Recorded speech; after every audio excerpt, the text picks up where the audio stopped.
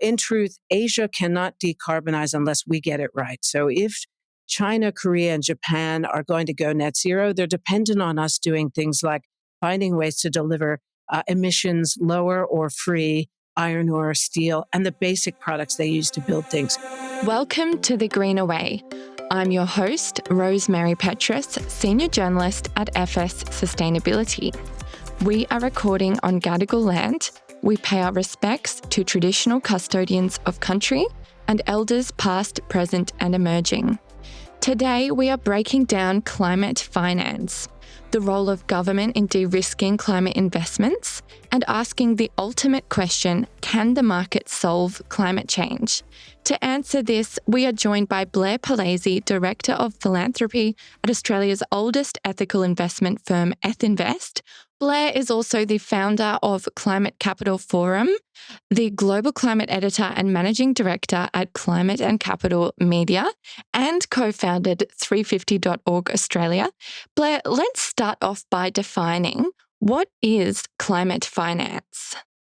Yeah, I'm sure it's confusing to many, but and can cover a great wide spectrum of things. But in a nutshell, it really is how do you set up policy to rapidly move capital into climate solutions. So some of that's policy and government investment, but then also how do you encourage and de-risk private capital to move more quickly in something that's still relatively new and difficult for people in some cases to understand where a good investment is. So that's kind of really, in my sense of what it is, how it works. There are lots of UN groups too that have kind of various benchmarks and things that people can use to judge how they're doing on emissions reduction as a business. And that's also included from many. But in my focus area, and I think what's most important to investors in the world is what are we doing to kind of really activate finance moving into the solutions that we need in time to really address the climate threat.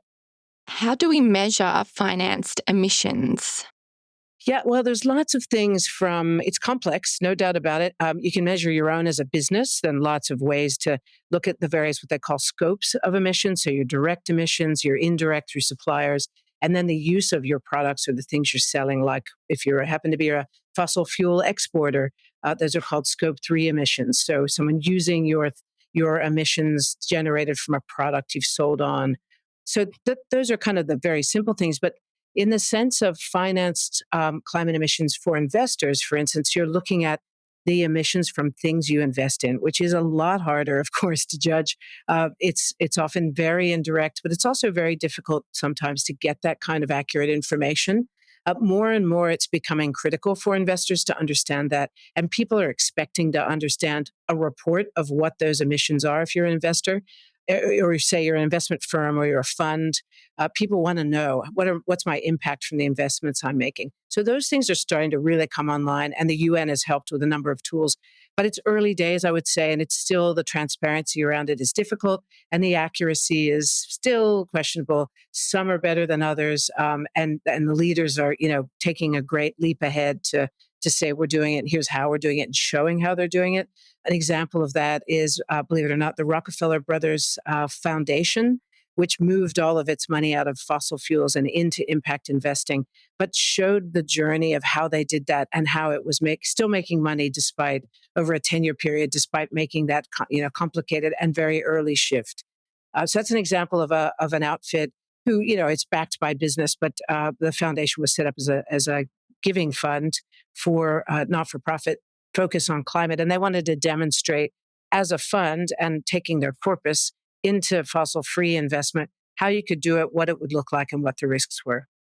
Well, the US Inflation Reduction Act will crowd in more than $3 trillion of investment over the next decade. The Future Made in Australia Act has been billed as Australia's response to the US IRA. Do you think Australia's package goes far enough? And how else can our government de-risk climate investments? It's a great question. And I would say the first part of the answer to that is not enough, no. But great start. And let's start with that and move from there to build on the Future Made in Australia Act, as it is now projected to happen, still has to get across the line as legislation. But just to compare, the US in 1 year, 240 billion into clean energy and everything from batteries, renewables, EVs, supply chain, green hydrogen, and other clean tech in 1 year. And that really, people think that that 3 trillion mark will fall very short to 10 years and happen much more quickly than that. Already there's an expectation of something like 2 trillion in the 2.5 years since it's been launched. It really was in the US like flipping a switch with great enthusiasm and excitement about the investment opportunity, and doing things like rebuilding manufacturing in America. And that's where Australia can do much of the same on a smaller scale. Of course, our federal budget is smaller by comparison, our market is smaller. But I think it's really worth mentioning because I don't think many people understand just how great Australia's advantage is in the decarbonizing market globally. We have some of the cheapest and most abundant renewable energy anywhere in the world. And we have literally the vast majority of the world's rare earth minerals to make batteries. In truth, Asia cannot decarbonize unless we get it right. So if China, Korea, and Japan are going to go net zero, they're dependent on us doing things like finding ways to deliver emissions lower or free iron ore, steel, and the basic products they use to build things. That's an exciting opportunity, but to do that, that de-risking part is really important. So the U.S. Model of doing federal funding to show an indication of where support is in and the likely growth. It's not exactly picking winners, but it is picking kind of tech streams or solution streams. And that's what the Future Made in Australia Act looks to do. It's looking at investment over 10 years in critical minerals, hydrogen, green metals, and solar and batteries. And they've already set up some really great hubs where you're putting together non-competing kind of parts of the supply chain to make it quicker and easy for it to kind of speed up. But we need to do more. The truth is, some of the investment through Future Made in Australia Act is very, very small, and some things so far have been left out. So we haven't done enough on home electrification and small business or businesses kind of locations, not the companies themselves. So the physical aspect of electrifying, and we really have done nothing yet, although lots of good lip service to how we bring First Nations in to the Future Made in Australia Act. That's expected to come. But I'll be really honest, it's still very shy on ambition. And if you look at the scale and size of this economic opportunity, you want real enthusiasm, excitement, and ambition. And I think we need to see more of that. I guess the pivotal question to all of this is, can the market solve climate change? What's your take on this? I think we can't wait for the market, and every country in the world is not waiting for the market because of the need for speed with climate change. The transition is actually really happening fast, but we have to focus on making it faster if it's going to be successful. I mean, you have to be impressed with Australia at almost 40% of renewable energy without, for a long time, any policy to encourage it. And that's in large part due to residential people putting, rooftop solar on, and very leader companies saying, we're going to step out and do this. And as the Climate Capital Forum, we go to Canberra all the time and speak to members of the government, both department people who are experts in it, but also elected officials. It's very hard to get everyone up to speed on both the size of the opportunity and what other countries have done to China is the world leader by far. I mean, 75% of all the solution stuff the world's using right now is coming out of China. America's IRA is working hard to catch up. And we can't forget that Europe put a carbon price out years ago, and it was still such an early idea, and really kind of took one for the team by experimenting with what could work, making mistakes that we could all learn from. So no other country in the world really is leaving it to the market. But the market, of course, has a giant role to play. I think the real challenge, and with both my Ethinvest hat on and the forum hat, what we see is a lot of the challenge of trying to understand this very different investment landscape. So a lot is needed to kind of help companies understand where the opportunities are, how to judge the risk, and how to think about how best to try entering into this and making sure you're able to do that and be successful, knowing that some things will fail. So it's a very fast moving opportunity and quick.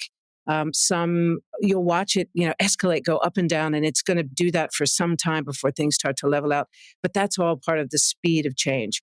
And I think that's both exciting and interesting. And certainly if you're an investor, there's no doubt this is a fascinating thing to try and get your head around and begin to look at the opportunities and where you can benefit. Some might argue that outside of creating legislation, like, for example, the mandatory reporting regimes, the government should perhaps instead be spending that money elsewhere, like on healthcare or housing, for example. What is your answer to that? Absolutely. All these things are important, but right now we are really on the edge of a knife. We will either solve climate change and have a livable planet, or we won't, which will impact everything from health and housing, access to secure food. It really is starting already around the world to impact just about everything. The size and scale of the insurance impact from extreme weather events around the world last year was phenomenal. The impact was terrifying. Just one hurricane in the US was one of the highest paid out ever in recorded history of insurance, kind of payout and coverage. So we're looking at an issue that is existential as a threat to all the world. It's an existential threat to our economies, to our access to everything that we need for a livable world. So I can't say that these other issues are not important, but right now, government has the opportunity to jump in and make a difference on this. We've seen in Australia, other countries all around the world doing it already, so we can learn from what's already being done elsewhere. I think we have to really see this, although of course there's a huge threat, it's also a massive opportunity to rebuild Australia's economy through decarbonizing because we have so much to offer the world.